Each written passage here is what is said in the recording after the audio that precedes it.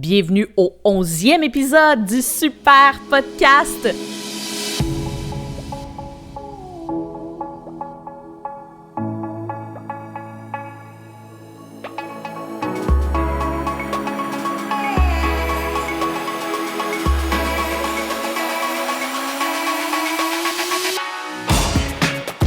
Mon nom est Marie-Ève Ricard. Je suis tellement emballée de voir que vous êtes de plus en plus nombreuses à écouter, à regarder mes différents épisodes. Quand vous commentez, quand vous partagez à vos amis, c'est vraiment géant parce que ça permet de rendre la pratique encore plus accessible, aider les gens à pratiquer la planche à pagaie le plus souvent possible et aussi en sécurité. On est rendu en plein cœur de l'été, là. 1er juillet, le mois de juin est derrière nous. J'ai déjà donné plusieurs cours sur l'eau, des SOP initiation, des SOP balades, des SOP zen. On fait du yoga, pilates, étirement sur la planche, des SOP rando. Donc, on a fait des excursions dans le parc de la Mauricie. C'était génial. Je suis en Mauricie. J'ai eu l'occasion de pagayer vraiment à plusieurs endroits. J'ai des SOP privés aussi qui vont avoir lieu. J'ai ma retraite de planche à pagaie dans 2 week-ends. Ça l'approche. Une évasion suprême en juillet et une autre en septembre. J'ai tellement hâte. C'est tellement ressourçant. C'est génial d'aller en retraite de planche à pagaie. Sinon, le week-end qui s'en vient, ça va être le Festival de la Rivière ici à Shawi. J'habite à Shawi, donc ça me fait plaisir de m'impliquer pour ce festival-là qui va avoir lieu le 4, 5, 6 juillet. Et je serai sur l'eau le 5 juillet, le samedi, pour faire la course de 10 km. Oui, il y a le 5, le 10, puis ça se veut vraiment friendly. Ceux qui veulent le faire très compétitif, vous pouvez aussi. C'est une course qui rentre dans le parcours de Eau Vive Québec, donc votre classement pourra être tenu en compte, mais si vous voulez vous initier à la course, si ça vous tente de bouger sur l'eau puis de vous amuser avec une belle gang, je pense qu'on est proche d'une 30aine d'inscrits. C'est cool, hein? Ça va être super le fun. Très accessible, un petit prix pour un grand événement ici à Shawi. Bienvenue à tous. Vous pouvez même venir aussi sur le site, en profiter, vous amuser. C'est sûr qu'on va avoir du plaisir. Il y a plein de choses. SOP Montréal risque d'être là aussi, probablement avec un kiosque. Il va y avoir des jeux pour des enfants, barbe à papa, etc. Donc, de la bouffe, tout ça. Maintenant, l'épisode que je veux vous parler, c'est de la sécurité. C'est important quand on sort sur l'eau, hein? L'eau reste un élément un peu incontrôlable, comme la météo. On n'a jamais le contrôle sur tout ça, ce qui nous amène à nous déconnecter un peu, à être dans le moment présent. Donc, c'est la force de jouer à l'extérieur, d'être sur l'eau. Mais le 11e épisode, c'est justement par rapport à la sécurité en planche à pagaie. Je te donne 15 conseils. Non pas 1, non pas 2, non pas 5, non pas 10, 15 conseils sur la sécurité en planche à pagaie. Est-ce que tu es prêt? Ready, set, on part. Donc, on sait que la sécurité est essentielle quand on est sur l'eau en planche à pagaie. Souvent, la planche à pagaie est reliée à la détente, l'évasion, le plaisir, l'été. Mais il y a aussi du danger quand on est sur l'eau. Puis si on le sait pas, on ne peut pas le savoir. Hein? Ça fait-tu du sens? Si on ne connaît pas les risques de danger, les sources de danger, c'est là que c'est dangereux. Fait que c'est juste de changer un peu nos lunettes pour être un petit peu plus avisé, un petit peu plus conscient des risques quand on est sur l'eau. Mon premier conseil, je plonge tout de suite. Let's go! Premier conseil, de rester proche du bord. Quand on est en planche à pagaie, il y a le bord de l'eau. Il y a le milieu de l'eau où souvent il y a des gros bateaux qui passent des fois à pleine vitesse. Quand on est sur le fleuve, c'est la voie navigable, c'est une autoroute à bateau. Notre place n'est pas là, bien sûr. Donc, si on dérive tranquillement puis qu'on s'en va vers le centre, on revient, on pagaie. C'est pour ça qu'il faut contrôler notre planche en tout temps, être en mesure d'avoir la force de revenir sur le bord de l'eau parce que c'est notre place. C'est là qu'on se tient. De un, c'est bien plus beau. Les canards, les grenouilles. C'est là qu'on peut observer aussi en étant debout. Hein, on peut voir parfois dans l'eau. Ça, c'est génial. Donc, idéalement, on reste toujours proche du bord. Puis si jamais il t'arrive quoi que ce soit, mettons, tu tombes de ta planche à pagaie puis tu n'es pas capable de rembarquer, ben ça te fait beaucoup moins loin à nager pour revenir jusqu'au bord. Parce que si tu es en plein milieu du lac, nager jusqu'au bord, ça peut être long, ça peut être épuisant, c'est dur sur les épaules. Et sur l'eau, la priorité est au plus gros bateau. Fait que tassez-vous. Planche à pagaie, tassez-vous. On reste sur le bord. C'est là notre place et ça, c'est beaucoup plus sécuritaire. S'il arrive quoi que ce soit, ben, on sort de l'eau à ce moment-là. Deuxième conseil, informe quelqu'un que tu t'en vas sur l'eau. C'est si simple. Si simple. J'ai appris ça quand j'ai fait mes certifications avec Paddle Canada, avec Pagaie Canada. Et c'est si simple, puis ça peut sauver bien des tracas et sauver des vies, peut-être même.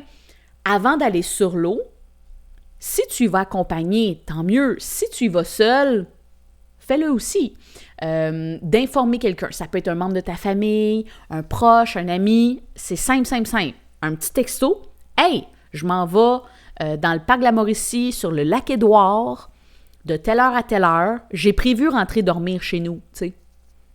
Fait que, puis une fois que tu sors de l'eau, une fois que tu as récupéré ton réseau, parce que dans le parc, il n'y en a pas partout, tu retextes back ton ami, le membre de ta famille, pour dire « Hey, je suis de retour. C'était une belle sortie.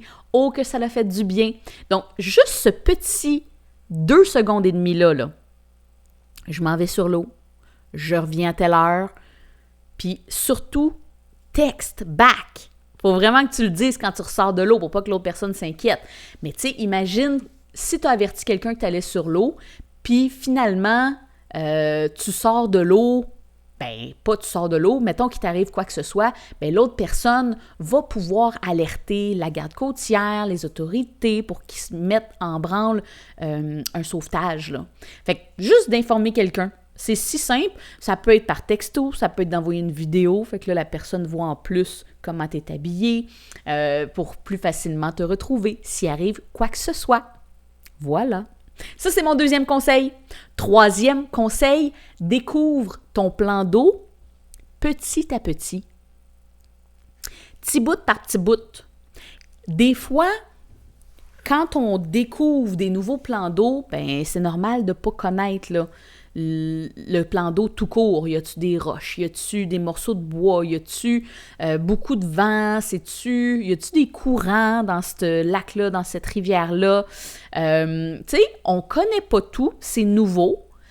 Laisse-toi du temps pour découvrir ton nouveau plan d'eau.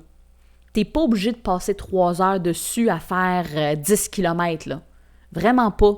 Vas-y petit peu par petit peu. Si tu y vas avec quelqu'un d'autre qui le connaît bien, ben c'est plus facile, tu sais, tu vas pouvoir te fier à la personne. Mais sinon, vas-y petit peu par petit peu. Tu sais, comme 30 minutes sur l'eau, là, des fois, ça peut être bien assez, surtout s'ils ventent à écorner les bœufs. Ça se peut que ton workout soit fait, puis c'est assez, là. Donc, vas-y petit peu par petit peu. Moi, c'est vraiment le truc que je prends dès que je découvre un nouveau plan d'eau. J'y vais progressivement. Je me mets pas d'attente. J'aimerais me rendre jusqu'aux falaises, mettons, ou j'aimerais, tu sais, oui, si c'est possible, mais à chaque sortie sur l'eau, j'enlève mes attentes. Fait que comme ça, je pousse pas la note. Quand on est dans la nature, il faut se connecter à la nature puis sentir un peu la vibe, là. Tu sais, on regarde les nuages, on regarde la température, on sent le vent, on sent, y a-tu de la vague, les coups, tu sais, ben c'est ça. Le vent, comment que ça nous pousse. Fait que c'est important de rester connecté avec les éléments de la nature. Puis en tout temps, si notre petite voix nous dit « Hey, back it up, il me semble que c'est assez », ben reviens, c'est tout. Des fois, c'est quand on pousse la note que là, ça peut virer au cauchemar. Donc, pas d'attente, découvre ton plan d'eau petit par petit peu, progressivement, puis ça va te sauver bien des soucis, bien des maux de tête. Quatrième conseil, porte un VFI homologué par Transport Canada. Et le mot « porte » est important. Ton VFI est toujours bien plus utile sur toi que sur ta planche. Le règlement de la sécurité nautique stipule que ça prend un VFI sur l'embarcation. Donc, si tu le portes, c'est bien mieux. Bien ajusté, pas ouvert, là, tu sais, ça donne rien d'avoir un VFI ouvert. Donc, attaché, serré, si jamais quelqu'un vient pour te prendre par les épaules, pour te sortir de l'eau, faut pas que le VFI reste dans les mains et toi dans le fond de l'eau. Fait qu'il faut vraiment que le VFI soit bien attaché. Homologué par Transport Canada, ça veut dire qu'à l'intérieur, il y a la certification qui dit que c'est approuvé. Ce VFI-là est approuvé pour les plans d'eau canadiens. Fait que si jamais tu voyages, bien assure-toi d'avoir un VFI homologué pour l'endroit où tu es. Souvent, les VFI d'ici, les vestes de flottaison individuelle, c'est ça que ça veut dire, VFI. Donc, ta ceinture de sauvetage. Souvent sont homologués pour États-Unis, Canada, pour l'Amérique du Nord. Mais vérifie, à l'intérieur, ça va être bien indiqué. Si jamais tu achètes en ligne, genre Amazon, ben ça peut venir de n'importe où ton VFI, ça ne veut pas dire qu'il va être homologué. Donc, assure-toi de te procurer un VFI qui est reconnu ici et qui va être légal parce que c'est un règlement. Si tu ne portes pas le VFI, si tu ne l'as pas sur ton embarcation, tu peux avoir une amende. La garde côtière, c'est comme la police sur l'eau. La garde côtière, si elle arrive puis que tu n'as pas ton VFI, peut te donner une amende. Donc, ta sortie de paddle se transforme en quelque chose de vraiment push, de devoir payer une contravention quand tu es sur l'eau pour déconnecter. Hein? Et le règlement stipule par rapport au VFI, ça le prend sur l'embarcation. Si jamais tu ne l'as pas sur toi, ça te prend obligatoirement une corde flottante de 15 mètres. Corde flottante de 15 mètres, c'est une corde qui flotte et que tu peux lancer à quelqu'un.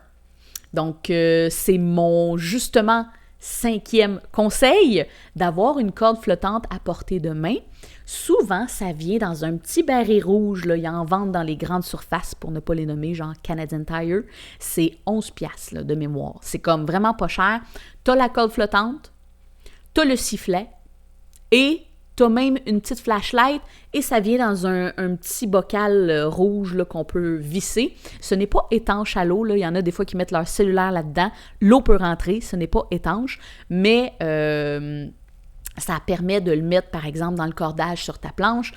Personnellement, je le mets avec un petit mousqueton pour être sûr qu'il reste là si jamais ça brasse, s'il y a des vagues, quoi que ce soit. Donc, je le mets dans mon cordage avec un petit mousqueton pour que ça reste bien là.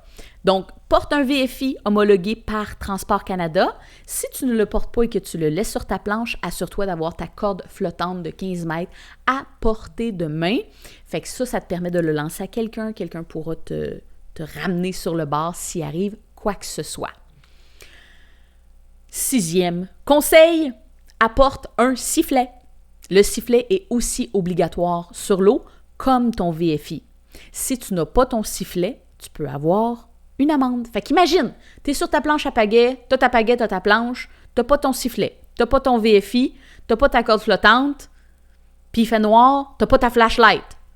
Ça peut monter vite, là, la contravention. Donc, assure-toi d'avoir tes éléments obligatoires. Sifflet, c'est un sifflet nautique. À l'intérieur, il n'y a pas de petite bille qui peut rouiller. Parce qu'un sifflet de prof d'éduc, il y a souvent une bille à l'intérieur, mais si c'est fait en métal, ça peut rouiller, ça peut coller, puis si tu viens pour siffler la journée où tu en auras besoin, ça sifflera pas. Donc, un sifflet nautique à portée de bouche, moi, je l'attache après mon VFI. Fait que je porte mon VFI, je mets mon sifflet après mon VFI, comme ça, je l'ai s'il arrive quoi que ce soit. Je l'ai mis après un petit, un genre de petit porte-clés là, qui s'extensionne. À tortillon, genre. Et ça me permet de l'avoir à portée de bouche si nécessaire. Et on siffle dedans seulement si on est en détresse, là. On ne siffle pas là-dedans pour appeler notre ami, là. C'est vraiment juste si on est en détresse. Donc, même chose, si toi, tu entends quelqu'un siffler sur l'eau, tu sais qu'il va être en détresse. Tu vas pouvoir peut-être même utiliser ta corde flottante pour aller l'aider. Donc, ça vaut la peine d'en avoir une aussi. Donc, corde flottante de 15 mètres. Ensuite, 7e conseil, utilise un leash, une courroie de sécurité. Le leash, c'est une courroie qu'on attache derrière notre planche. La planche est composée du nez. Il y a la poignée qui est le centre et il y a la queue. On attache toujours notre leash, la courroie de sécurité, à la queue de notre planche. Et ce leash-là, on vient le relier à notre cheville, à notre mollet. Ça pourrait être à notre taille aussi. Concernant les leashs, il existe différents types de leashs. Il y en a en velcro. Le plus commun, c'est ce qu'on voit. C'est un leash qu'on vient mettre à notre cheville, c'est un gros velcro qui est quand même, qui reste là, ça reste vraiment là. Puis une fois mouillé aussi, c'est quand même dur à enlever. Il y a eu des accidents, des morts même, que les coronaires ont mentionné comme si la raison du décès en planche à pagaie était reliée au port du leash. Des situations où la planche en va d'un côté, la personne de l'autre, et la personne n'est pas capable de se défaire de son leash et elle reste sous l'eau même si elle a une veste de flottaison. Donc, compte tenu de cette situation-là, par rapport au leash, ce qui est suggéré, parce que la planche à pagaie, c'est relativement nouveau, hein? On apprend là, tranquillement, on peaufine les éléments de sécurité. Je vous donne ce que... présentement, ce qui est recommandé, donc d'avoir, dans des cas où je suis sur une rivière, s'il y a du courant, dans des plans d'eau où ça bouge peut-être un peu plus, qu'il peut y avoir des débris, ce qui est recommandé d'avoir, c'est d'avoir un leash à quick release, une courroie de sécurité à retrait rapide. Souvent, c'est qu'il y a une petite boule rouge qu'on peut tirer dessus. Au lieu que ce soit un velcro, on va tirer sur la boule puis on va être libéré instantanément. On le voit aussi souvent à la ceinture. C'est souvent à la ceinture qu'on va le porter. Donc, j'ai une ceinture à quick release. Si je tire sur ma ceinture, ça libère mon leash. Donc ça peut être utile si jamais on va sur une rivière, si on veut être 100% sécure de pouvoir se libérer de notre planche si requis. Le leash est pratique par contre pour nous garder la planche à proximité. La planche flotte. Fait que si je tombe dans l'eau, je veux pas que ma planche parte d'un côté, je vais vouloir la garder à proximité. Donc, autant quand on fait de la planche à pagaie l'été, le leash n'est pas obligatoire dans le règlement de la sécurité nautique. Donc, si tu n'en as pas, tu n'auras pas une contravention. Par contre, ni une amende. Par contre, c'est recommandé par Eau Vive Québec. Donc, il suggère de le porter. Voilà. Truc numéro 8. Mets-toi à genoux pour embarquer et débarquer de ta planche. À genoux, tu vas être plus stable. Okay? Quand tu pars, que ce soit d'un quai, que ce soit d'une mise à l'eau, personnellement, je priorise les mises à l'eau. Je préfère ça, ça me permet de voir la température de l'eau en même temps et d'avoir un contact avec la nature plus instantanément. Mais fais attention, quand tu te mets à l'eau, tu veux toujours avoir ton aileron vers le large pour ne pas accrocher dans le fond. Et commence à genoux. Les genoux de chaque côté de ta poignée. Recule, tu fais du reculon un peu là, au début, puis après ça, quand tu vas être au loin, un petit peu plus loin, je pense que j'en parlais dans l'épisode de comment bien se tenir en équilibre sur sa planche à pagaie justement. Donc, quand tu vas être un petit peu plus loin au large, qu'il n'y a pas d'objet autour de toi, que tu as assez d'eau en dessous de toi, comment vérifier si tu as assez d'eau? Tu mets ta pagaie dans l'eau, tu vas voir la profondeur de l'eau. Donc là, ça sera le bon moment de te mettre debout, d'essayer de te mettre debout.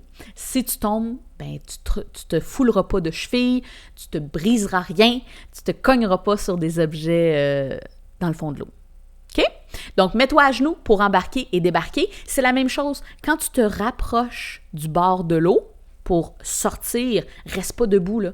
Si tu arrives trop proche du bord puis que tu accroches dans le fond, tu vas tomber. Puis encore là, quand il n'y a pas beaucoup d'eau, là, c'est là que ça peut être dangereux, ça peut te causer des blessures. Fait que mets-toi à genoux. Dès que tu reviens proche du bord, à genoux. Ça va t'aider. Conseil numéro 9. Ça t'aide-tu jusqu'à présent? Commente, là. Dis-moi c'est lequel là, que tu préfères, lequel tu vas mettre en application, genre là, dans ta prochaine sortie. Truc numéro 9, tiens ta pagaie du bon côté. J'en vois beaucoup qui ont encore des pagaies à l'envers. Mon truc ultime, là, palette dans les airs comme une casquette. Et sur une pagaie, là, la palette dans les airs est toujours vers l'avant. Et il y a toujours un coude aussi sur une pagaie. Le coude, c'est le petit joint en arrière de où est-ce que la palette commence. C'est la pale là, qu'on appelle. Il y a la pale, le manche, l'olive après une pagaie. Et c'est vraiment la jonction de la pale et du manche. Il y a un petit coude qui doit toujours pointer vers l'arrière et la palette doit toujours pointer vers l'avant. OK? Ça va être plus stable, ça va te donner une meilleure traction dans l'eau et ça va t'aider vraiment à avoir un coup de pagaie plus efficace, ça c'est clair. Ensuite, numéro 10. Vérifie ton équipement avant de faire ta sortie. Puis même avant d'aller trop loin dans ta rando, vérifie, y a-tu des bulles? Si tu te mets à plat ventre sur ta planche, là, tu l'écrases dans l'eau, tu vois-tu des bulles? S'il y a des bulles, que ce soit une gonflable ou une rigide, ça veut dire qu'il y a une fuite. S'il y a une fuite, ta planche, si c'est une rigide, elle prend l'eau, elle peut s'imbiber d'eau, et le foam, là, s'il est imbibé d'eau, ça va être lourd. Ça flottera moins, là. C'est dangereux, tu peux caler avec ça. Et sinon, pour une gonflable, bien, si il y a de l'air qui sort, ça veut dire que ta planche perd de l'air. Si elle fait des bulles, c'est parce qu'elle perd de l'air. À ce moment-là, reviens sur le bord, mets une patch. Si c'est une planche rigide, tu peux colmater avec, c'est comme des trucs à plomberie, là. C'est dur, ça devient du ciment. Quand on le colle, c'est du mastic, de mémoire. Fait que colmate la fuite avant de partir, ça va te sauver beaucoup de tracas. Donc, mastic, c'est une planche rigide, et sinon des patchs avec la bonne colle pour des planches gonflables. On veut pas de bulles. Et si jamais c'est autour de ta valve, des fois on peut serrer la valve, ça peut régler le problème. Sinon, on va faire réparer ta planche avant d'aller dans tes sorties sur l'eau. Ça va être beaucoup plus sécuritaire pour toi. Ensuite, ah oui, puis dans ton équipement, assure-toi d'avoir le bon équipement adapté selon ta sortie. Genre, si tu t'en vas faire une descente de rivière, il n'y a pas beaucoup d'eau, il y a beaucoup de courant, il y a plein d'objets, des roches, des troncs. Si tu mets ton plus gros aileron, le plus large, tu vas le perdre, là. C'est non, là. Ça va prendre un petit aileron, un petit peu plus court, un aileron de rivière, entre autres. Donc, de faire attention d'avoir le bon équipement adapté selon ta sortie. Conseil numéro 11. Casquette.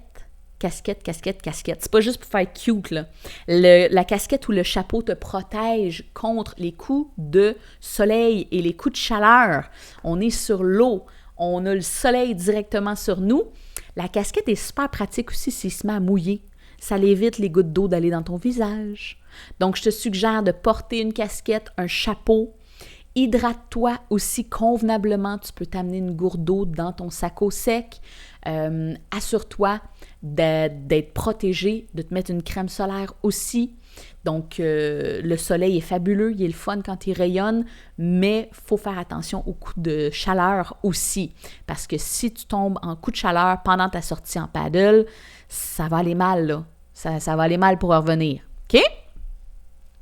Conseil numéro 12. Des lunettes.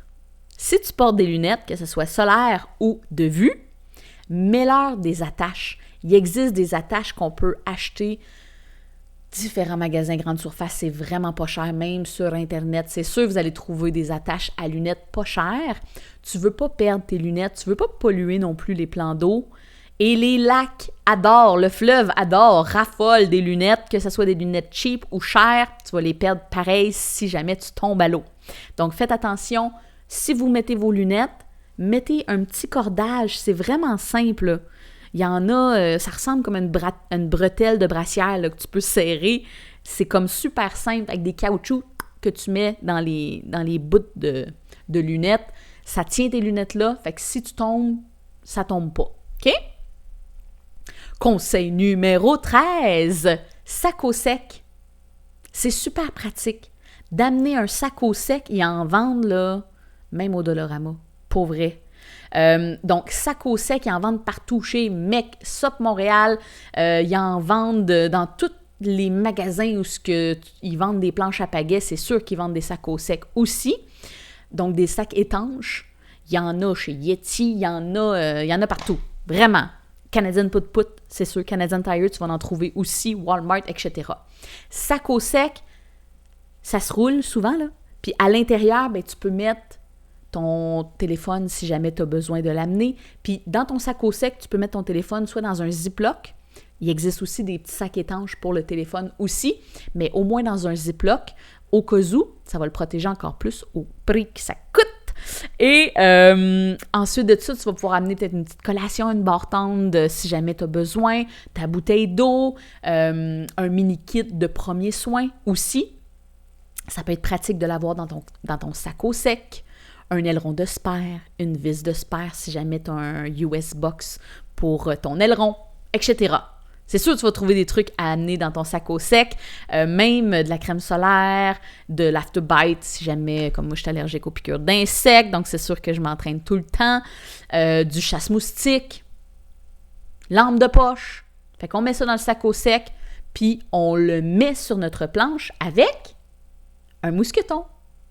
Le sac au sec, souvent, on peut le clipper aussi dans le cordage, mais encore mieux, je m'amène toujours un mousqueton avec mon sac au sec, parce qu'un mousqueton, c'est trop pratique. Ils en vendent là, des mousquetons, même au Dollarama. Encore une fois, tu vas en trouver dans le rayon du camping souvent. Et c'est trop pratique. Ça en prend des mousquetons quand on va en planche à pagaie, pour tenir tes gougounes sur ta planche, pour tout. Si tu amènes une gourde d'eau, mousqueton, tu sais, ça peut flotter une gourde d'eau, je comprends, mais si tu tombes, puis là, tu as plein d'affaires qui tombent à côté de toi, ça sera pas d'adon, là. Fait que attache tout ce que tu veux pas perdre dans le fond du lac sur ta planche avec des mousquetons. Ensuite, 4e conseil, avant de partir, observe le vent, la température. Je te fais ça simple. Moi, je regarde souvent Météo Média. Okay? C'est le premier que je regarde. Météo Média, je regarde par heure. Qu'est-ce que ça donne? S'il annonce de la pluie, mettons 40% de pluie, sérieux, ça m'a fallu vraiment pas, là. Vraiment pas. S'il annonce un peu plus comme 60%, ben là, je m'en vais voir le radar. Le radar dans Météo Média, c'est le deuxième petit icône sur ton téléphone, là. À gauche, c'est l'icône pour voir par jour, par heure. Après ça, le deuxième, c'est le radar. Fait que je regarde. Moi, je sais où est-ce que je m'en vais sur l'eau. Si, mettons, je m'en vais sur au parc Antoine-Gautier sur le fleuve, je regarde le fleuve, je regarde l'emplacement, puis je fais play. Je regarde les nuages qui passent au-dessus de la place où je m'en vais sur l'eau. Puis je regarde les couleurs, parce que si c'est vert, la petite pluie. Si c'est jaune, OK, la douche. Si c'est rouge, hop là, ça va fouetter. Fait que Météo Média, tout simplement. Et sur l'application de Météo Média, je regarde aussi les vents. C'est écrit. Un vent du nord. Vent du nord, il fait plus fret. Ensuite de ça, vent du sud, vent du sud-ouest, dépendamment du plan d'eau où je vais, ça va m'indiquer mon plan d'eau, où c'est que je vais, où je me mets à l'eau, ma direction. Je vais pouvoir savoir où le vent va rentrer. L'autre application que j'utilise beaucoup, donc il y a Météo Média pour la température, les vents et les précipitations.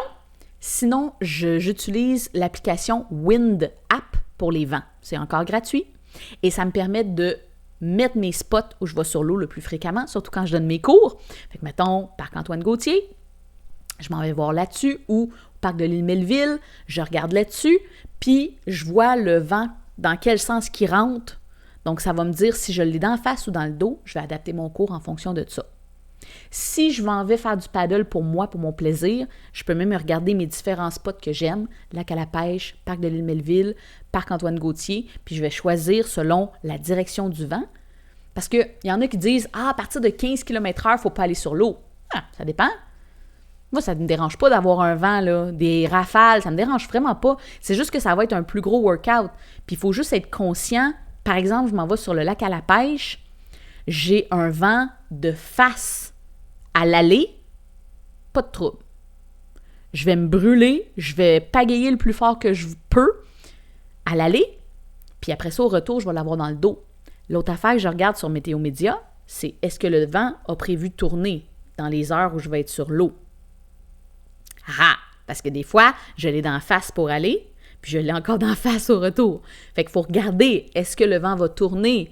Est-ce que ça va être un vent du nord tout le long, jusqu'en fin de journée, ou si ça va devenir un vent du nord-ouest, un vent du nord-est? Tout ça, ça change la dynamique là, de quand on est sur l'eau. Et c'est avec la pratique que tu vas développer tes skills de vent, puis de température. Puis, tu sais, ça prend la pratique. Là. Plus tu vas être sur l'eau, plus tu vas être meilleur. Et toujours en considérant que si tu vas sur un nouveau plan d'eau, bien vas-y petit peu par petit peu. Tu vas le découvrir un pas à la fois. Good? 15e conseil, dernier et non le moindre, respecter les autres usagers. C'est sûr qu'en planche à pagaie, on est pas mal dans le bas de la liste, là, hein? Dans le sens que sur l'eau, c'est les plus gros qui ont priorité. Bateau à moteur, passe en avant de nous all the way. Si on voit un bateau à moteur, c'est à nous de se tasser. Il va plus vite que nous, mais techniquement, c'est à nous de ne pas se mettre dans sa trajectoire. C'est pour ça, d'ailleurs, qu'on reste toujours sur le bord de l'eau. Si on a traversé un plan d'eau, on fait ça vite. On ne perd pas notre temps. On y va. Let's go! Donc, bateau à moteur, tout ce qui est aussi à voile, ils ont priorité. Nous, on a plus de contrôle techniquement. Je sais qu'il y en a qui ont moins de contrôle là, parce qu'ils commencent là, en planche à pagaie, mais techniquement, vous avez plus de contrôle avec votre embarcation que quelqu'un qui est propulsé par le vent. Fait que tassez-vous. Planche à pagaie, on se tasse, on reste toujours sur le bord, on les laisse passer, ils ont priorité. Moteur, canot, chaloupe, kayak, même à la limite, tu sais. Puis on peut se saluer. « Hey, salut! » On vit un beau moment, hein? Un peu comme les motos, tu sais. On peut faire un salut, mais on sait ce qu'on vit ensemble. C'est une réalité commune de partager un beau plan d'eau. Donc voilà, respectons les autres usagers. Ça va éviter aussi des petits conflits. Voilà pour les 15 conseils. Lequel te parle le plus? Lequel que tu as le goût de pratiquer là, d'essayer de mettre en pratique là? Je suis curieuse de savoir. Est-ce que ça t'aide? T'en as-tu découvert des nouveaux ou t'es connaissais déjà? Dis-moi-le! Puis si tu as d'autres sujets de super podcasts que tu aimerais me suggérer, n'hésite pas. Tu penses à quelqu'un là, que ça serait bon de l'avoir aussi sur le super podcast, un invité spécial, dis-moi-le, ça va me faire plaisir. Tu peux me l'écrire dans les commentaires ou m'écrire aussi directement à mariève@marièvericard.com. Je suis toujours à la recherche de sujets et de nouveaux invités à amener sur le super podcast pour que ça soit toujours plus intéressant pour vous. Je termine avant la conclusion avec des erreurs fréquentes que je vois souvent en planche à pagaie. Partir avec le vent dans le dos. Si j'ai le vent dans le dos, ça me pousse. Me trouve bon, là. Hey, ça va vite, la patente. C'est facile, le paddle. Et là, quand il faut revenir, la personne avait mal évalué sa force, sa capacité physique et n'est pas capable de revenir. Fait que j'ai déjà entendu des histoires de personnes qui ont pris genre 1 heure pour se rendre jusqu'au bout du lac. C'était le fun, c'était beau. Puis ça y a pris 3 heures à revenir. C'est pas le fun, là. Ben, ça dépend. Si c'était prévu, ça peut être le fun. Mais tu sais, c'est parce qu'à un moment donné, tu veux revenir souper, là. Donc, checkez ça. Checkez ça. Ça vous est-tu déjà arrivé aussi de se faire prendre par le vent? Hein? En planche à pagaie, tu sais, c'est nous le moteur, là. Fait que, hein, faut vraiment connaître ses forces. Ensuite, une autre erreur fréquente, ben, c'est les VFI, les vestes de flottaison individuelles non homologuées par Transport Canada. Ça peut créer des soucis. Il existe de tout sur le marché. On achète en ligne, on prend le moins cher possible. Puis des fois, ben c'est ça. Ça ne nous sert pas pantoute parce que c'est pas homologué, puis même c'est pas sécuritaire. Donc, faites attention. Vérifiez que votre VFI est bien homologué par Transport Canada et est légal ici. Une erreur fréquente que je vois, c'est, je vous ai pas parlé de la lampe, ben, je sais pas si j'en ai parlé, mais la lampe de poche où la lumière sur nous est aussi obligatoire quand on est 30 minutes avant le coucher du soleil ou 30 minutes avant le lever du soleil. Et si jamais on est sur l'eau puis que la garde côtière arrive, la lampe de poche peut être rangée, c'est ça qui est quand même ironique, là, mais si elle est rangée, ça y prend au minimum des batteries. Il faut qu'elle soit fonctionnelle, la lampe de poche. Sinon, tu peux avoir une amende. Et sinon, ce que Eau Vive Québec recommande, c'est d'avoir de la lumière sur nous pour être visible, pour que les autres usagers puissent te voir. Donc, soit des glow sticks, que ça soit des bracelets de coureur, quelque chose qui est waterproof le plus possible, des petites lumières de vélo. Donc, d'être visible avec ça, c'est correct, c'est légal. Et, dernier point, des erreurs fréquentes. J'essaie d'en parler le plus souvent dans mes cours, c'est des pagaies qui ne flottent pas. Pourquoi ça existe? Une pagaie qui ne flotte pas, ça l'aide pas, là. Si tu tombes à l'eau puis ta pagaie cale dans le fond du lac, ça va pas bien. Comment tu reviens à la nage? Une chance, c'est sur le bord de l'eau, hein? Encore une fois. Mais une pagaie qui ne flotte pas, c'est dangereux. Un truc tout simple, c'est de couper un morceau de frites puis d'y mettre ça dans le trognon. Donc, souvent, les pagaies se défont, soit d'un côté, soit de l'autre, soit en 3, soit en 2. Et des pagaies hybrides, là, ça permet justement de retirer une partie. Et teste, voir si elle flotte avant d'aller trop loin sur l'eau. Puis comme ça, si tu tombes dans l'eau, ben t'es sûr que ta pagaie va rester à proximité. Ben, ou du moins, elle va flotter, elle tombera pas dans le fond du lac. Conclusion, la sécurité, c'est bien plus le fun. Puis pour vrai, des fois, on est un peu insouciant. On connaît pas les sources de danger potentiels. Mon but avec cet épisode-là, c'est pas de te faire peur. Au contraire, c'est de te sensibiliser, en savoir un peu plus, puis ta prochaine sortie, tu sois encore plus sécuritaire dans ta pratique. Puis qui dit sécurité dit plaisir. C'est bien plus le fun d'avoir du fun que d'avoir une histoire dangereuse qui nous est arrivée. Donc, on est sur l'eau, on est à la merci. La planche à pagaie, là, c'est comme une petite embarcation instable. On est à la merci du vent, de la température, des courants, des vagues. Donc, assure-toi d'être super sécuritaire, d'avoir le bon matériel, d'avoir les bonnes connaissances. Puis ça va t'aider, ça va vraiment, vraiment t'aider à t'amuser davantage. Donc, je t'invite à appliquer ces 15 conseils-là dès ta prochaine sortie. Ça va te permettre de pagayer en toute confiance, de t'amuser encore plus. Et si ce super épisode du super podcast t'a été utile, bien, abonne-toi, tout simplement. Ça va te permettre de ne rien manquer pour mes prochains épisodes. Partage-le à tes amis aussi. Tous ceux qui tripent paddle, je t'invite à leur partager. Ils vont pouvoir bénéficier de ces trucs-là aussi. Et laisse un commentaire. Mets un j'aime, un pouce, c'est toujours aidant et ça fait grandir cette belle communauté. Donc, merci d'en faire partie. Puis, bonne sortie sur l'eau, va t'amuser. Puis, j'ai hâte de te voir, j'ai hâte de te présenter mon prochain épisode déjà. Oui, d'après moi, tu vas aimer ça. Hey, OK, bye! À la prochaine!